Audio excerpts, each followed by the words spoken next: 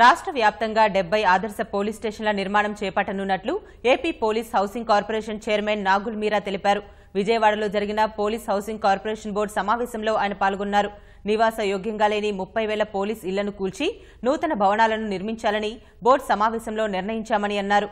Vijayawada one town లబ్బిపేటలోని police స్థలాల్లో 150 కోట్లతో అత్యాధునిక ఇల్లు, కళ్యాణ మండపాలు నిర్మించాలని నిర్ణయించినట్లు ఆయన తెలిపారు.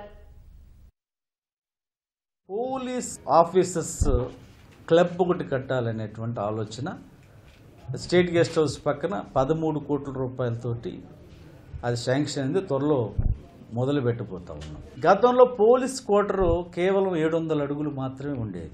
ఇప్పుడు దాన్ని 1100 అడుగులతో నిర్మాణం శాంపిల్గా మోడల్గా నూజివీడు, ఏలూరు, అనంతపురంలో చేశాం. ఇది ఒక్కొక్క క్వార్టరు 25 లక్షల రూపాయలతో నిర్మాణం చేశాం. అన్ని సదుపాయాలతోటి క్వార్టర్స్ నిర్మాణం చేశాం.